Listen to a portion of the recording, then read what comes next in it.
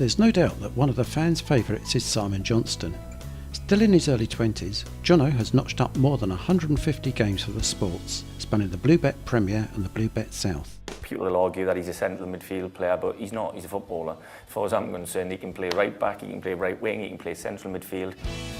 We caught up with Jono at the end of a recent training session to find out more about this competitive young player. Simon, you're still in your early 20s and you've already notched up an impressive 150 games for the Sports. And you're a great example to younger players. Tell us a bit about how you progressed through the youth system and into the first team.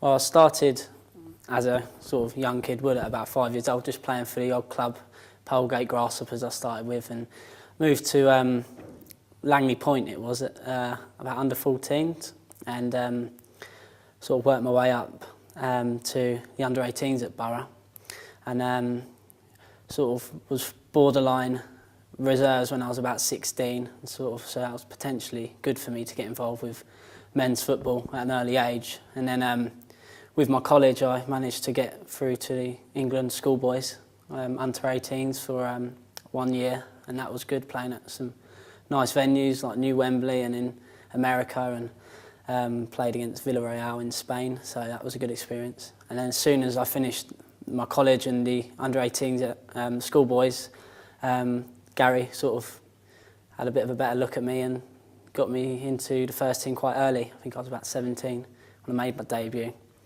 I was at Woking. So yeah, from there, just been playing quite regularly since then, really. So. That's not bad for a man of your age. Yeah. You've also been working with the youngsters at the Development Centre. Tell me a bit about your coaching role. Yeah, I just work down here on a Monday night. I take the under 14s. I've been with them for about a year now.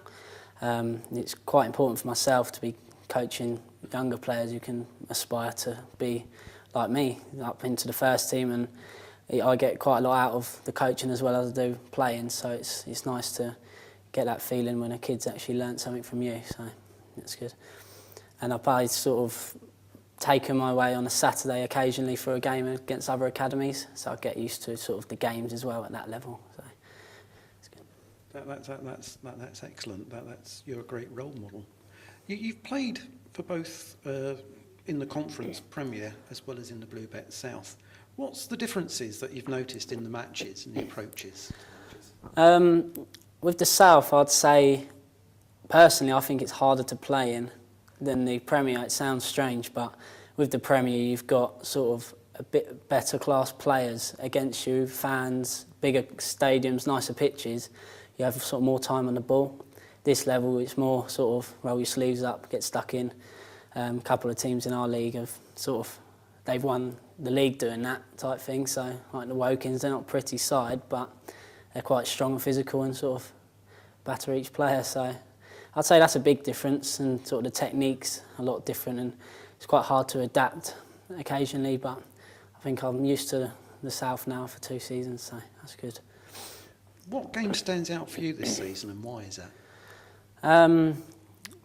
I'd say for me personally, Dover away stands out, because I was on the bench that day, a bit disappointed, but you're going to be, and I think Marvin got injured after 10 minutes, and Jono warm up, I thought, oh God, wanting to get on, but it was a bit early. I didn't even have my pads on, I don't think, but so I got stripped on, ready, and yeah, drew 0-0 and probably take a clean sheet playing right back then, but that and Billericay away this season as well was one of them, winning that and sort of securing safety as it was, so them two. I can imagine that.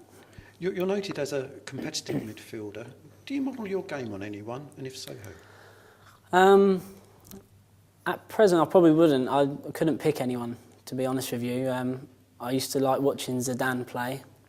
I used to sort of, whenever England were playing and France, I'd watch England and really want them to win, but I'd also watch Zidane how he plays, because he'd always run the game every time.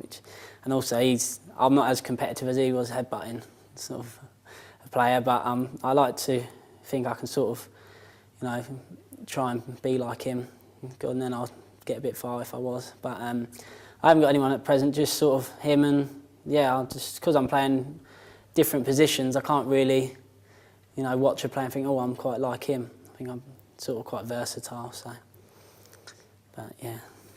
That's obviously a trademark of your game, is your versatility, being able to play in different positions. Just as the team found its rhythm this year, a whole combination of events, such as postponements, officials' decisions, and a bit of bad luck, led to the team having to battle to keep out of the drop zone. How did that affect how the team prepared for the season's running? Yeah, a lot really. It didn't help us. All them postponements.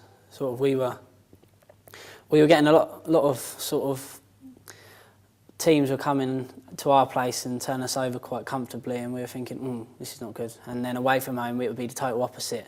It's one of them seasons really. If you can, for next season, if that can get evened out, we would be right up there. But it's sort of, you get postponements, you're out for sort of 2 weeks, you're not playing, you do lose a lot of rhythm. And especially the last 2 months, I think we've really picked up from the start of the season. That middle part of the season was our sort of bad point, and you could tell with the weather and all sorts. So, and also last minute goals from other teams haven't helped. So I'd say that's sort of where we are. So the sports are safe now, that's the important thing. What was the mood in the dressing room about next season?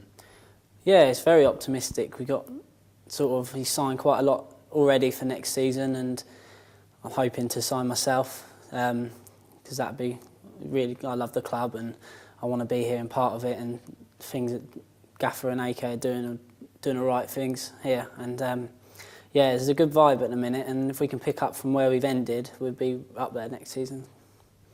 So the last match of the season, like the season so far, it's always broken into the rhythm. So have you got any plans for the close season? You're going to put your feet up, take it easy for a few weeks? Yeah, definitely.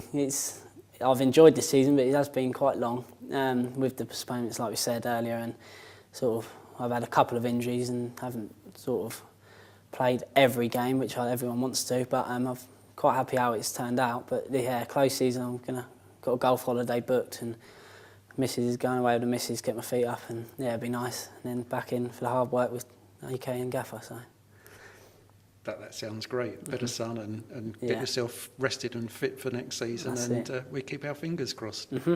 Have a good few weeks off. Thank you very much. Thanks very much, Simon. Cheers. Bye bye. Thanks.